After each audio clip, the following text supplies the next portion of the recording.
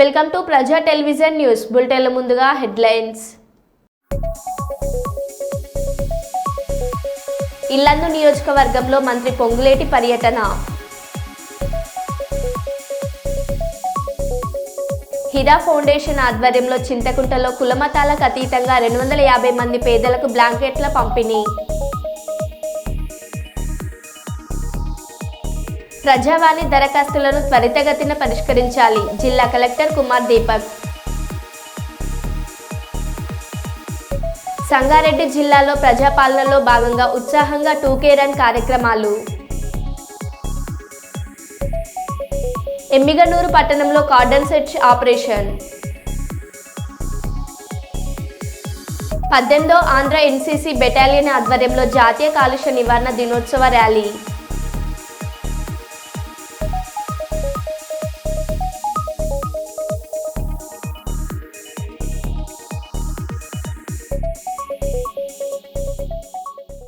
ఇక వివరాల్లోకి వెళ్తే, పెద్దపల్లి జిల్లా రామగుండం గోదావరికని పట్టణంలో స్థానిక ప్రభుత్వ నర్సింగ్ కళాశాలను శీలఫలకాన్ని ఆవిష్కరించి రిబ్బన్ కట్ చేసి ప్రారంభించిన ఎమ్మెల్యే మక్కన్ సింగ్ రాజ్ ఠాకూర్ నియోజకవర్గంలో ఉన్న హిజ్రాలను దృష్టిలో ఉంచుకొని మైత్రి ట్రాన్స్ క్లినిక్ సమగ్ర వైద్యం సమాన గౌరవం కాంగ్రెస్ పార్టీ ప్రభుత్వ లక్ష్యమని ప్రత్యేక వైద్య విభాగాన్ని ప్రారంభించడం జరిగిందని అన్నారు.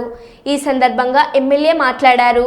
ఈ కార్యక్రమంలో hospital medical college superintendent Himabindu వారితో పాటు ప్రముఖ వైద్య నిపుణులు, రామగుండం కార్పొరేషన్ మేయర్ బండి అనిల్ కుమార్, కార్పొరేటర్లు, ఆయా విభాగాల అధ్యక్షులు, నర్సింగ్ కళాశాల విద్యార్థులు, సంబంధిత సిబ్బంది తదితరులు పాల్గొన్నారు.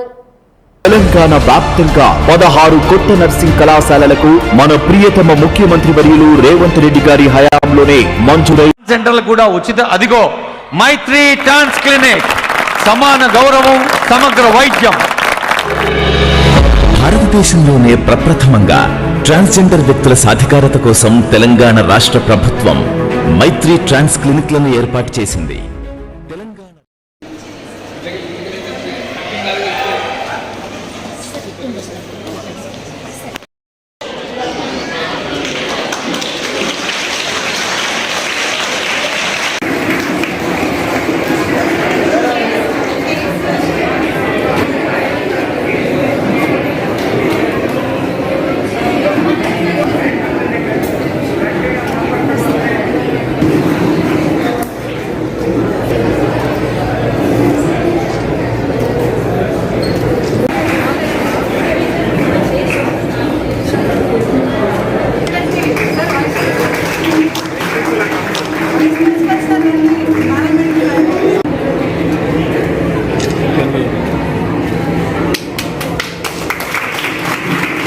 కాదన్నా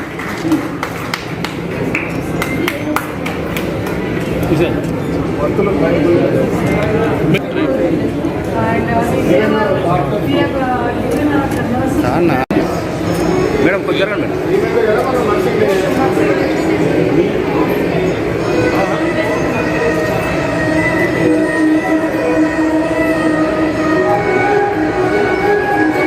బహిరంగ సభను ఏర్పాటు చేసుకున్నాం. భాషా సాంస్కృతిక శాఖ నుండి మరో డాక్టర్ పాటతో తమ్ముడు శివనోట మరో పాట.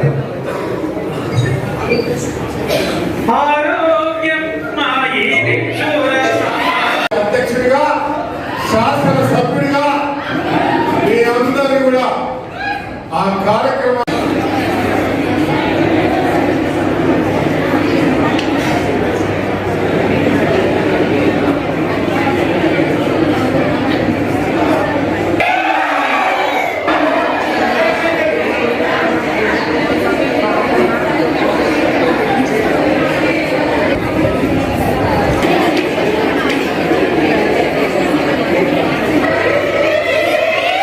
రాష్ట్ర ముఖ్యమంత్రి రేవంత్ రెడ్డి గారి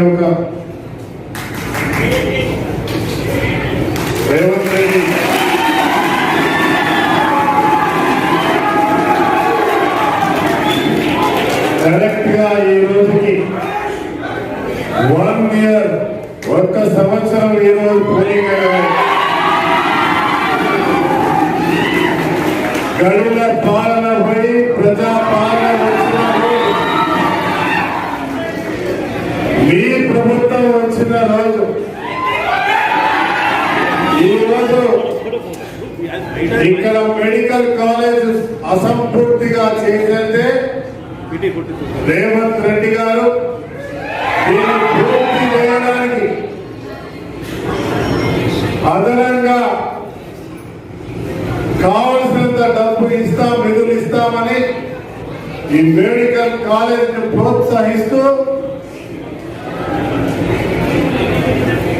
మా పేద నాయకులు స్థానిక మంత్రివర్గం అలా చేసి ఈరోజు అడ్మిషన్స్ కూడా ఇచ్చే కార్యక్రమానికి శ్రీకారం చుట్టాం. అందరికీ శుభాకాంక్షలు. అమ్మ జన్మనిస్తే ఆరోగ్యం పాడైపోతే మళ్ళీ జన్మనిచ్చేటువంటి ఒక గొప్ప వ్యక్తులు ఎవరైతున్నారు. కానీ మీరు భవిష్యత్తులో జాగ్రత్తగా గౌరవంగా మీరు మంచి స్థాయిలో చదువుకుని ఉన్నత స్థాయిలోకి వెళ్ళాలి. రెడ్ క్రాస్ అభివృద్ధికి సభ్యత్వాల నమోదు ప్రతి నియోజకవర్గంలో బ్లడ్ స్టోరేజ్ సెంటర్ జిల్లా కలెక్టర్ మరియు రెడ్ క్రాస్ సొసైటీస్ ప్రెసిడెంట్ శ్రీమతి రాజకుమారి గనియా నంద్యాల జిల్లాలో ప్రతి ఒక్కరూ రెడ్ క్రాస్ సొసైటీలో సభ్యత్వం పొంది రెడ్ క్రాస్ అభివృద్ధికి కృషి చేయాలని జిల్లా కలెక్టర్ జి రాజకుమారి అన్నారు. సోమవారం కలెక్టరేట్లోని పీజీఆర్ఎస్ హాల్లో ప్రజా ఫిర్యాదుల పరిష్కార వేదికలో భాగంగా ఇండియన్ రెడ్ క్రాస్ సొసైటీలో సభ్యత్వ నమోదుపై కలెక్టర్ సమీక్ష నిర్వహించారు. డిఆర్ఓ రామ్నాయక్, స్పెషల్ డిప్యూటీ కలెక్టర్లు, జిల్లా అధికారులు తదితరులు పాల్గొన్నారు. ఈ సందర్భంగా జిల్లా కలెక్టర్ జి రాజకుమారి మాట్లాడుతూ రెడ్ క్రాస్ సొసైటీలో సభ్యత్వం నమోదుకు తమ శాఖల ద్వారా ముక్కుమ్మడిగా కృషి చేయాలన్నారు. 2025 జనవరి నాటికి ప్రతి నియోజకవర్గంలో 1000కి పైగా సభ్యత్వాలు నమోదయ్యేలా లక్ష్యాన్ని నిర్దేశించారు.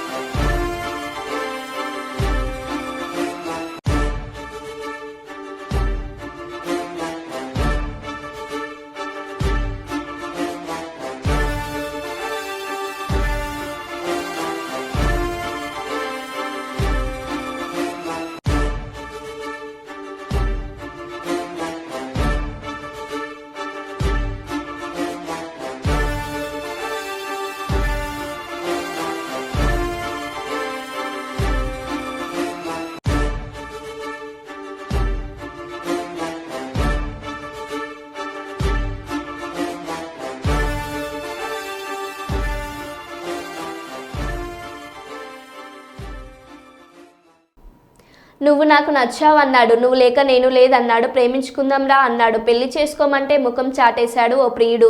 పెద్దపల్లి జిల్లా కాల్వ శ్రీరాంపూర్ మండలం కూనారం గ్రామానికి చెందిన అనిల్ ఓ అమ్మాయిని ప్రేమించి పెళ్లికి నిరాకరించడంతో చేసేదేం లేక ప్రియుడి ఇంటి ముందు దీక్ష చేపట్టింది ఓ ప్రియురాలు.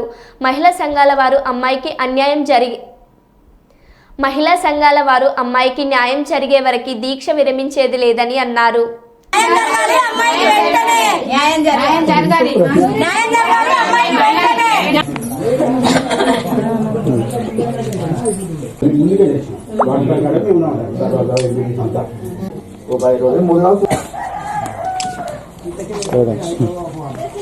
ఏమైందంటే ఓ మా దాంట్లో ఒక పెద్ద మనిషి అన్నాడు, ఇక్కడ కొట్టకు, ఏదైనా ఉంటే ఇంట్లో కొట్టుకో. అది ఇట్లా ఏంటంటే మేము మళ్ళీ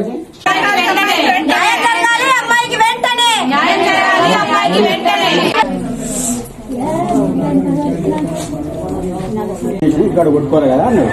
అందుతో ఏమంటే ఏమి లాస్ట్ ఇచ్చి చెప్తాడంట 20 సరే వచ్చినా చెప్తాడు కదా, ఇట్లా వేనా ఒకటే, అది చెప్పండి చెప్పకండి. ఇలానే అబ్బాయి 4 సంవత్సరాల నుండి నన్ను ప్రేమించి పెళ్లి చేసుకుంటా అని మాయమాటలు చెప్పి ఇప్పుడు పెళ్లి చేసుకున్నాని పరాడి నాకు న్యాయం జరగాలని కోరుకుంటున్నా. నేను పెళ్లి చేసుకుంటా, ఫిజికల్ గా నన్ను వాడుకున్నాడు, పెళ్లి చేసుకుంటా అన్నాడు. ఇప్పుడు నేను పెళ్లి చేసుకోను అంటే నాకు ఇష్టం లేదు అనే మాయమాటలు చెప్పి వదిలించుకోవడానికి ట్రై చేస్తాను. నాకు న్యాయం జరగాలని పోలీస్ స్టేషన్ దగ్గరికి పోతా కూడా వాళ్ళు నాకేం న్యాయం చేయలేదు. మేమిద్దరం పెళ్లి చేసుకోపోవడానికి కారణం వాళ్ళ తల్లిదండ్రులే. ప్రేమ పేరుతోని మోసం చేసినటువంటి అబ్బాయి పరారిలో ఉన్నాడు. మరి అమ్మాయిని మోసం చేసింది కాబట్టి ఒకే కులానికి చెందినా కూడా అమ్మాయిని 4 సంవత్సరాల ప్రేమ పేరుతోని మోసం చేసి పరారిలో ఉన్నటువంటి అబ్బాయి ఖచ్చితంగా ఈ ప్రభుత్వం కావచ్చు, మరి పోలీసు డిపార్ట్మెంట్ కావచ్చు, అందరూ కట్టుకలిసి అబ్బాయి ఎక్కడున్నా కూడా తీసుకొచ్చి అమ్మాయికి పెళ్లి చేయాలని చెప్పేసి ఈ రోజు కుల సంఘాలు అన్ని మద్దతు తెలుపుతున్నాయి. అమ్మాయికి ఖచ్చితంగా న్యాయం జరగాలి. ఇలాంటి ఇంకోసారి జరగద్దు. ఇలాంటి వాళ్ళను ఎవరు కూడా ఈ చట్టాలు అనేటివి వాళ్ళకి అసలే ఇది కావద్దని చెప్పేసి మేము మహిళా సంఘాల నుండి అందరం మేము డిమాండ్ చేస్తున్నాం. అమ్మాయికి న్యాయం జరిగేదాకా మా పోరాటం ఆగేది లేదు. ఎన్ని రోజులైనా అబ్బాయి అమ్మాయిని పెళ్లి చేసుకునేదాకా ఈ ప్రేమ పేరుతోని ఈ అత్యాచారాలు, మర్డర్లు, మానభంగాలు ఈ తెలంగాణ రాష్ట్రం ఏ మూలన చూసినా యావత్ భారతదేశం మొత్తం మీద ప్రేమ పేరుతోని అమ్మాయిలను ఇంత టార్చర్ పెట్టడము, బాధ పెట్టడము, చంపడము ఇవన్నీ జరుగుతున్నాయి. ఈ ఒక్కటే కాదు, ఎన్నో సంఘటనలు జరుగుతున్నాయి. కాబట్టి మరి పూర్తి మద్దతు అమ్మాయికి ఉంటుంది. అమ్మాయికి న్యాయం జరగాలని చెప్పేసి మేము డిమాండ్ చేస్తున్నాం. కాకినాడ జిల్లా ఏలేశ్వరం నగర పంచాయతీ నందు స్థానిక జిల్లా పరిషత్ బాలికోన్నత పాఠశాల నందు గీతా జయంతి మహోత్సవాలలో భాగంగా విశ్వ హిందూ పరిషత్ ఆధ్వర్యంలో ఏర్పాటు చేసిన భగవద్గీత పోటీలను నగర పంచాయతీ చైర్మన్ ఆలమండ సత్యవతి చెలమయ్య జ్యోతి ప్రజ్వలన చేసి పోటీలను ప్రారంభించారు. పోటీల్లో గెలుపొందిన వారికి నాయకుల చేతుల మీదుగా బహుమతులను ప్రదానం చేశారు. ఈ కార్యక్రమంలో నగర panchayati chairman Alamanda Satyavathi Chelamaiah, vice chairman Musirapu Bujji Nageswararao, నాయకులు బూర్లు సత్తిబాబు, సామంతుల నీలంబరరావు, జామి ఆదినారాయణ, విశ్వ హిందూ పరిషత్ ఏలేశ్వరం ప్రఖండ్ అధ్యక్షులు ఆలమండ దుర్గా వెంకట ప్రసాద్, కటకం కిరీటి, తామురవుతు గురువయ్య మరియు విశ్వ హిందూ పరిషత్ మహిళా ప్రఖండ్ సభ్యులు పాల్గొన్నారు. ఉపదేశం చేసిన వాడు ఇంకా మీదే ప్రమాణం చేయిస్తారు. స్వధర్మ జ్ఞాన వైరాగ్య సాధ్య భక్తైక గోచర నారాయణ పరబ్రహ్మ గీతాశాస్త్రే సమీరిత 18 అధ్యాయాల సారాన్ని మన గురువులు చిన్ని శ్లోకంలో అనుగ్రహించారు. ఎవరు ఉపదేశం చేశారు భగవద్గీతని? నారాయణుడైన శ్రీకృష్ణుడే అర్జునుడిని నెపంగా పెట్టుకుని లోకానికి భగవద్గీతను ఉపదేశం చేశాడు. మనకు ఎలాంటి పదార్థాలు తినాలి, గుణాలు ఎన్ని గుణాలు ఉంటాయి ప్రతి మనిషికి, రజోగుణం, తమో గుణం, సత్వగుణము, మనం ఏ గుణము కలిగి ఉండాలి, సత్వగుణం కలిగి ఉండాలి, ఏ పదార్థాలు తినాలి, బాగా వేడైనవి కాకుండా బాగా చల్లనైనవి కాకుండా సమతుల్యంగా ఉండే వెచ్చగా ఉండే పదార్థాలు తినాలి. నల్లదారి, ధూమాది మార్గం, అచ్చిరాది మార్గం, అందరూ ఏ మార్గంలో ప్రయాణం చేయాలి, ఇలా అద్భుతమైన విషయాలన్నిటినీ కూడా కర్మయోగం అంటే ఏమిటి, జ్ఞానయోగం అంటే ఏమిటి, భక్తి యోగం అంటే ఏమిటి, అలాగే ప్రపత్తి మార్గం అంటే ఏమిటి, ఇలా 4 వైభవాలను ఉపదేశం చేశాడు భగవద్గీతలో గీతాచార్యుడు. కనుక మొదటి ఆచార్యులు ఎవరో తెలుసునా? గీతాచార్యుడైన శ్రీకృష్ణ పరమాత్మయే మొదటి గురువు అన్నమాట. అలా అద్భుతంగా అది పిల్లలకి మాత్రమే కాదు, పెద్దవాళ్ళకి, పిల్లలకి, అందరికీ మంచి మంచి విషయాలను ఉపదేశము చేశాడు భగవద్గీతలో. చక్కగా బాగా నేర్చుకోండి. ఇవాళ ఒక్కరోజు మాత్రమే భగవద్గీత కాదు, అవునా? లౌకిక స్టడీస్ ఎలా మ్యాథమెటిక్స్, సైన్స్, సోషల్, తెలుగు ఇలా ఎలాంటి నేర్చుకుంటున్నారో ప్రతిరోజు ఒక శ్లోకం భగవద్గీత, అవునా? జిల్లాలోని 3 నియోజకవర్గాలలో నిర్మించిన డబుల్ బెడ్రూమ్ ఇండ్లు అసాంఘిక కార్యకలాపాలకు అడ్డాలుగా మారుతున్నాయని, డబుల్ బెడ్రూమ్ ఇండ్లను వెంటనే అర్హులైన నిరుపేదలకు పంపిణీ చేయాలని కోరుతూ వంజరి వెంకటేష్ కోరారు. ఈ మేరకు సోమవారం నాస్పూర్ సమీకృత కలెక్టరేట్ కార్యాలయంలో నిర్వహించిన ప్రజావాణి కార్యక్రమంలో జిల్లా కలెక్టర్ కుమార్ దీపక్ వినతి పత్రం అందజేశారు. ఈ సందర్భంగా వెంకటేష్ మాట్లాడుతూ జిల్లాలోని గత ప్రభుత్వం కట్టినటువంటి డబుల్ బెడ్రూమ్ ఇళ్లను అర్హులైన నిరుపేదలకు, ప్రింట్ అండ్ ఎలక్ట్రానిక్ మీడియా జర్నలిస్టుల కోసం ఈనాటి ప్రభుత్వం మంచి ఆలోచన చేసి వెంటనే ఈ ఇండ్లను పేద ప్రజలందరికీ అందించాలని కోరారు.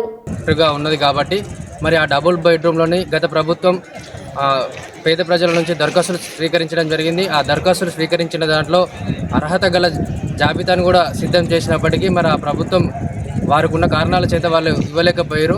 మరి ఇప్పుడు మరి నూతనంగా ప్రభుత్వం ఏర్పడిన సందర్భంలో ఈ డిసెంబర్ నెలలో మరి ఇందిరమ్మ ఇళ్ళ పేరిట మరి దరఖాస్తులు స్వీకరించబోతుంది. ఆ దరఖాస్తులు స్వీకరించాలని నిజంగా కోరుకుంటూ హర్షం వ్యక్తం చేస్తున్నాము. కానీ దానికంటే ముందు గత ప్రభుత్వం కట్టినటువంటి ఈ డబుల్ బెడ్రూమ్లు అర్హులైన పేద ప్రజలకి మరియు అర్హులైన జర్నలిస్టులకు ఇవ్వాలని చెప్పి ఈరోజు మరి కలెక్టర్ గారికి వినతి పత్రం ఇవ్వడం జరిగింది. మరి వారు కూడా స్పందిస్తూ ఈ సర్వే చేస్తున్నాము, తప్పకుండా పేద ప్రజలకి మరియు అర్హులైన వారికి అందిస్తామని చెప్పి చెప్పడం జరిగింది. దానికి సంతోషం వ్యక్తం చేస్తూ మరియు త్వరగతిన ఈ యొక్క సమస్యకు పరిష్కారం చూపించాలని చెప్పి మంచిర్యాల జిల్లా ప్రజల తరపున మరియు అర్హులైన జర్నలిస్టుల తరపున కోరడం జరుగుతుంది. భద్రాద్రి కొత్తగూడెం జిల్లా ఇటీవల అనారోగ్యంతో మృతి చెందిన ఇల్లందు మాజీ ఎమ్మెల్యే ఊకే అబ్బయ్య కుటుంబాన్ని రాష్ట్ర రెవెన్యూ గృహ నిర్మాణ శాఖ మంత్రి పొంగులేటి శ్రీనివాసరెడ్డి ఇల్లందు ఎమ్మెల్యే కోరం కనకయ్యతో కలిసి పరామర్శించారు. ఇల్లందు మండలం సుదిమల్ల పంచాయతీ హనుమంతులపాడు గ్రామంలో ఊకే అబ్బయ్య గృహానికి చేరుకున్న మంత్రి తొలుత అబ్బయ్య చిత్రపటానికి నివాళులర్పించిన అనంతరం కుటుంబానికి మంత్రి పొంగులేటి ఆర్థిక సహాయం అందించి ధైర్యం తెలిపారు.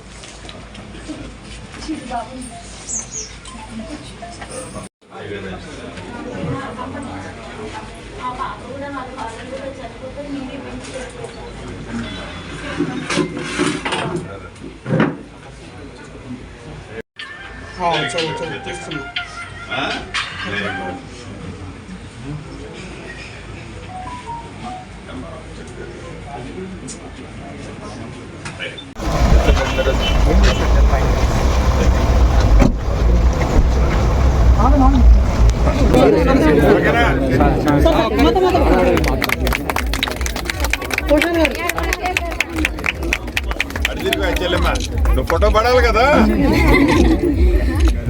నాకు కొంచెం తీసిన వాళ్ళు వెనక్కి అన్న.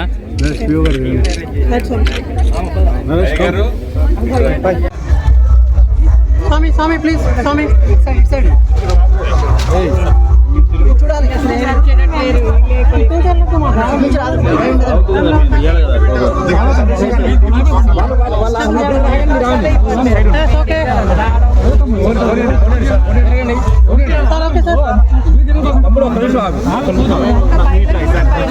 ఎమ్మెల్యే గారు సెంటర్లో ఉన్నాడు.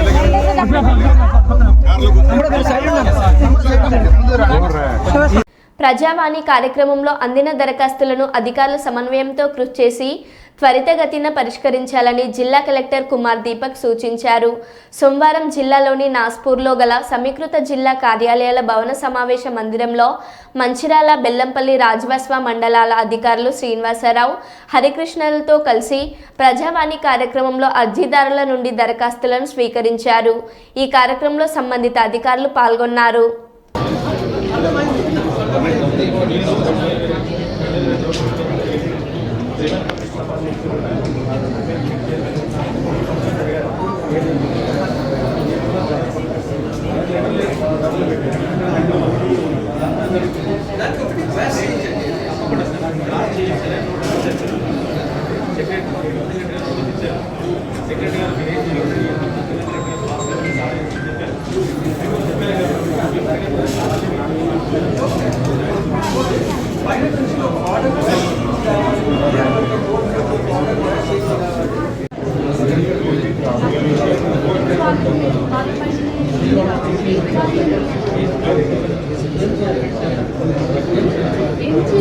ఏం చేయాలి చెప్పండి, చట్టపరంగా ఏం చేయాలి?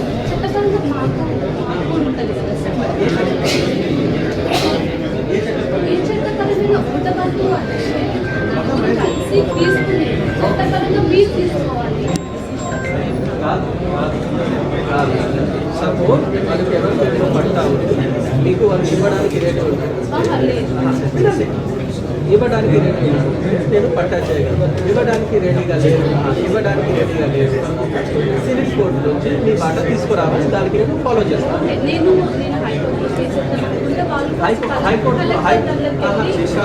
హైకోర్టులో కేసు వేస్తే హైకోర్టు నుంచి ఎలాంటి హైకోర్టుకి సివిల్ డిస్ప్యూట్స్లో పరిధిలో అపీల్ ప్రొవిజన్స్ మాత్రమే ఉన్నాయి.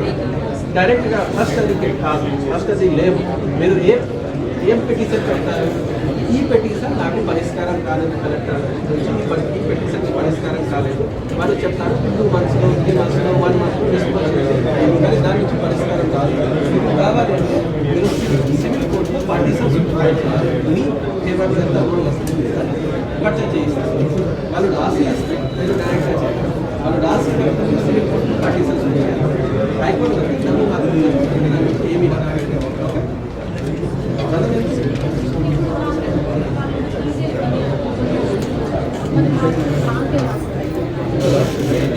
కానీ లాస్ ఎందుకు ఆయనకి ఒకే పేపర్ పట్టా అయింది, అంతే కదా.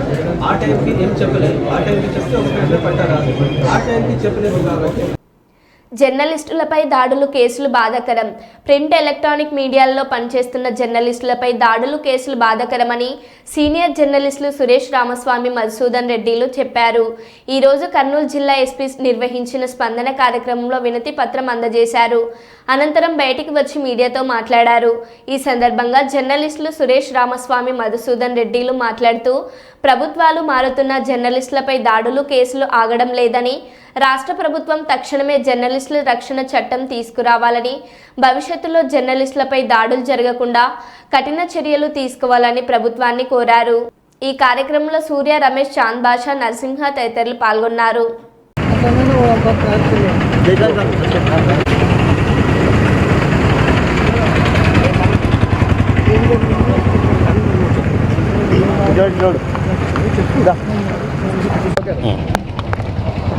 గత నెల 4వ తారీఖు, నవంబర్ 4వ తారీఖు యు నాగరాజు ఏపీఎస్పీ కానిస్టేబుల్ వాళ్ళ అబ్బాయి నా మీద దాడి చేశారు. ఆ విషయం గురించి 4వ తేదీ కంప్లైంట్ చేశాము ఎస్పీ గారికి. మళ్ళీ 15వ తేదీ మళ్ళీ రిపీట్గా 15వ తేదీ ఇచ్చాము ఆయన ఆఫీసులో. ఇంతవరకు అతని కొడుకు పైన చర్యలు తీసుకోలేదు. దాని విషయమే మేము ఎస్పీ గారిని కలిస్తే ఇమ్మీడియట్గా రేపు మర్నాడులో అతనిపైన చర్యలు తీసుకుంటామని మాకు హామీ ఇచ్చాడు. సో అతను తమ్ముళ్ళు ఇద్దరు, గొల్ల సుధాకర్ పెద్ద కడుపూరు పిఎస్లో కానిస్టేబుల్గా పనిచేస్తాడు. ఇంకో తమ్ముడు దత్త తమ్ముడు అక్కడ కారు నడుపుకుంటాడు, హైదరాబాద్ పోలీస్ బోర్డు పెట్టుకుని తిరుగుతుంటాడు కర్నూలు నుండి. వాళ్ళ వల్ల నాకు ప్రాణహాని ఉంది. ఆ విషయం ఎస్పీ గారికి ఈరోజు కంప్లైంట్లో వివరంగా ఇచ్చాము. నాకు కానీ నా కుటుంబ సభ్యులకి ఏదైనా జరిగితే నాగరాజు కొడుకు, వాళ్ళ భార్య, వాళ్ళ 2 తమ్ముళ్ళు వాళ్ళ పేరు చర్యలు తీసుకోమని ఎస్పీ గారిని విన్నవించుకున్నాను. ఎస్పీ గారు స్పందించి ఎస్పీ గారు స్పందించి ఇమీడియట్గా డిఎస్పీ గారితో మాట్లాడడం జరిగింది. డిఎస్పీ గారు ఏదో వర్క్ మీద గూడూరుకి వెళ్ళారంటే రాగానే సాయంత్రం కానీ రేపు మర్నాడు కానీ అతనిపైన చర్యలు తీసుకుంటారని మాకు హామీ ఇచ్చారు. నా పేరు బి సురేష్ బాబు.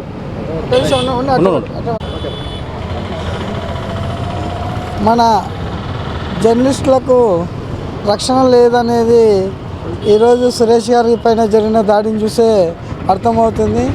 అయితే ప్రభుత్వాలు అయితే మారుతున్నాయి కానీ జర్నలిస్టుల పైన దాడులు మాత్రం ఆగడం లేదు.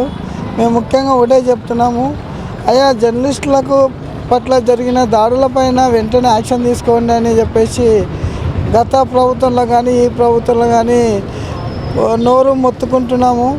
అయితే సాక్షాత్ జిల్లా పోలీస్ యంత్రాంగం దృష్టికి తీసుకెళ్ళినా కూడా ఇలాంటి సంఘటనలు పునరావృతం అవుతూనే ఉన్నాయి. అయితే గతంలో మన కొంతమంది విలేకరులపైన దాడులు చేశారు, మరి కొంతమంది పైన కేసులు పెట్టారు. అయితే ఇవన్నీ ఎందుకు జరుగుతున్నాయని చెప్పేసి మేము ప్రశ్నిస్తున్నాము.